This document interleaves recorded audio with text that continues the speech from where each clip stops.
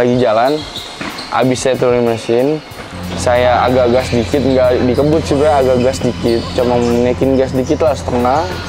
Itu perahu harus saya begini, jadinya kayak gini. Itu air masuk semua dari depan dan dari belakang. Tapi kalau untuk saya pribadi, ya 30% tuh agak panik. Tapi 70% lagi, ya mau gimana pun harus tenang kan, karena kita nggak boleh kelihatan panik di depan teman-teman kita banyak, apalagi ya masih banyak anak sekolah dari teman-teman pramuka.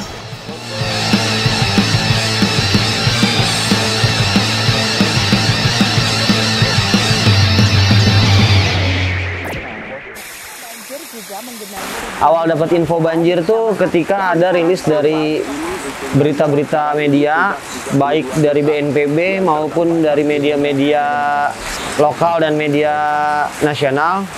Ketika kita dapat info itu langsung kita cross check tuh kebenarannya, dan kita yang biasanya kita lihat dulu adalah SK-nya.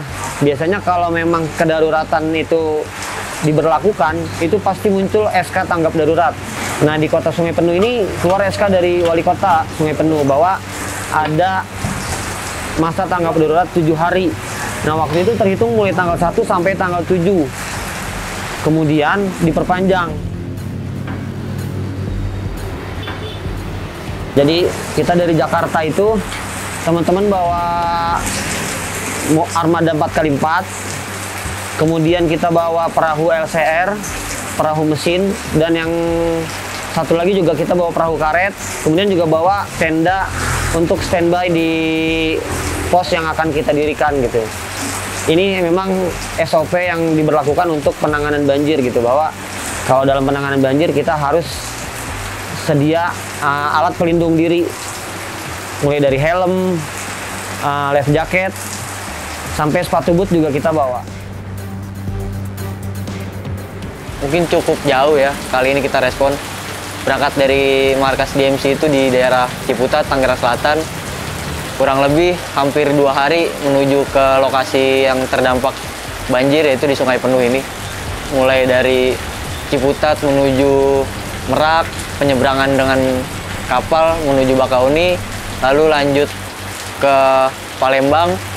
Dari Palembang itu menuju Sungai Penuh melalui jalur Lubuk Linggau. Dari Lubuk Linggau kita terus jalan sampai di Kota Bangko. Dari perjalanan mulai Palembang menuju Bangko itu kita melewati jalur yang lumayan jarang kita temuin ya, yaitu kanan kirinya udah mulai hutan, terus ada beberapa jalur yang kurang bagus jalannya, sampai kita melewati yang namanya itu jembatan dari kayu. Nah, itu tantangan tersendiri untuk kita menuju ke lokasi terdampak di Sungai Penuh.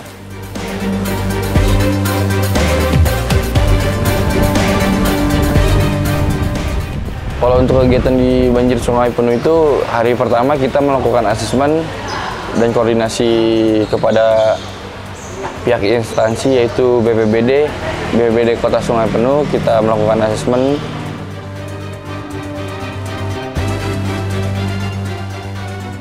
Akhirnya setelah kita dapat data dari teman-teman BPBD, kemudian kita lanjutkan menyusuri lokasi-lokasi yang sudah direkomendasikan sama teman-teman BPBD. Di antaranya ada di kantor lama DPR, kemudian sama di Tanah Kampung. Nah, jadi kita putuskan untuk buka layanan di kantor lama DPR gitu, Bang.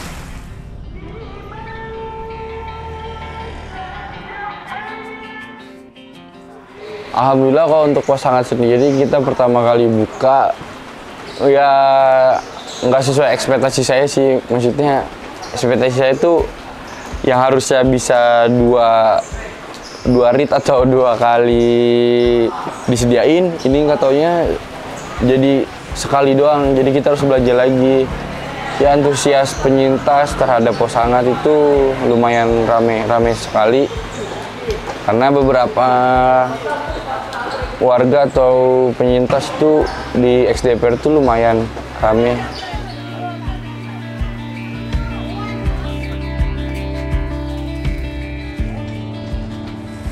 Oh iya, aktivitas lain yang kita lakukan itu selain layanan pos hangat, kita juga memberikan dukungan sosial awal untuk anak-anak di pos pengungsian.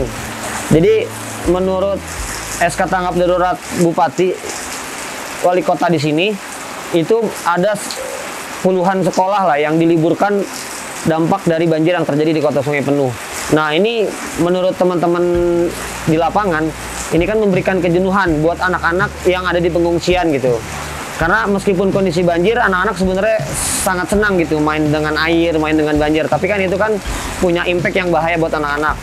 Bisa jadi terserang penyakit atau yang paling parah bisa terseret arus. Makanya di pos kantor lama DPR kita ajak anak-anak bermain di kantor lama DPR itu dengan program yang kita bawa, PFA namanya, Psychological First Aid.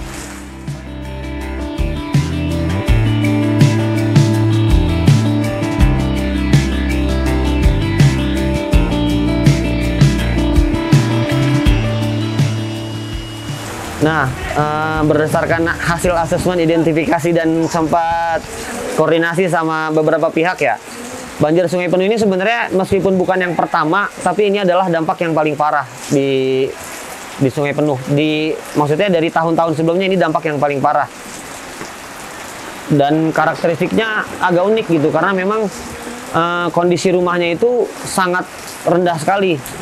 Di atas rumah itu baru ada sungai, dan di atas sungainya baru jalan-jalan umum gitu, jalan lintas, jalan raya.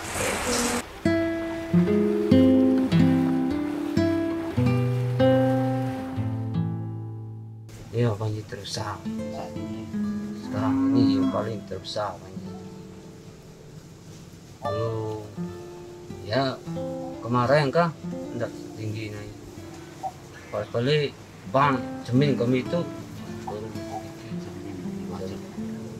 hampir pun street tendang tinggi.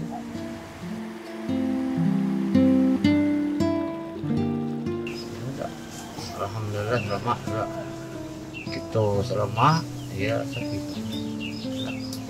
Kami di rumah TV mari itu sebenarnya rusak semua.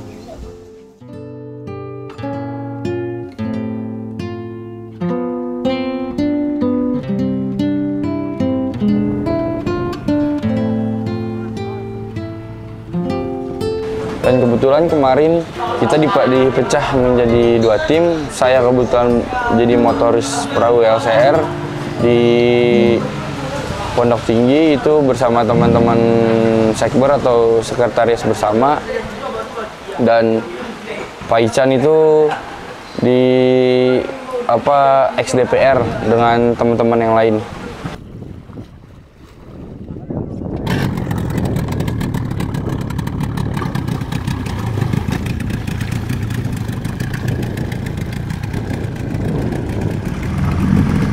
Pas proses kemarin kita pendistribusian Hagen Kit itu kita memakai 2 perahu.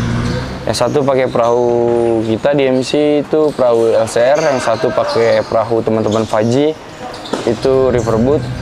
Itu kurang lebih 200 paket itu kita packaging dengan tas keril yang berjumlah 9 keril.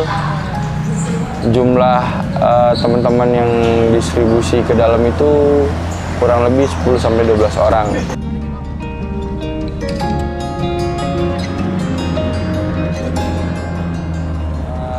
Untuk kesulitannya pendistribusian, karena pas banget itu debit air itu naik.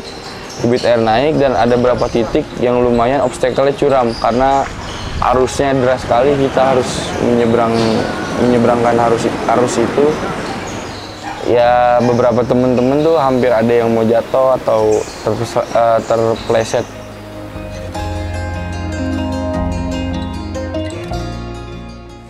Selain itu juga kita sempat distribusikan paket hygienic kit sebanyak 200 paket untuk warga-warga yang terdampak dan untuk kebutuhan mereka bersih-bersih gitu. Karena banjir ini kan sudah cukup lama nih, lebih dari seminggu. Kita tidak begitu mendalami banget seperti apa soal kebersihan yang dilakukan sama masyarakat gitu. Makanya itu menjadi alasan kita untuk mendistribusikan paket hygienic kit.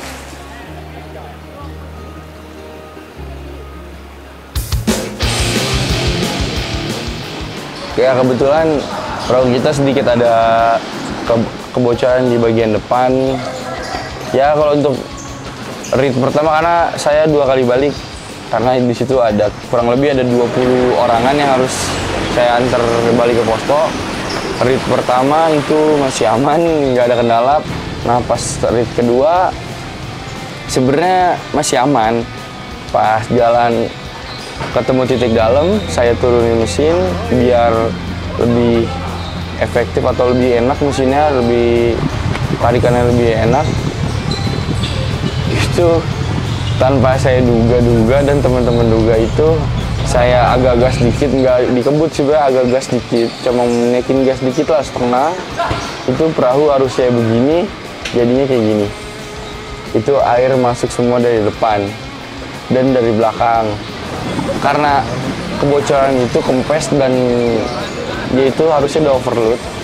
Ya harusnya diisi paling maksimal 9 orang, itu kita isi 12 orang karena emang satu udah malam, itu kita jalan udah pengen bisa. Terus juga nggak ada perahu lagi.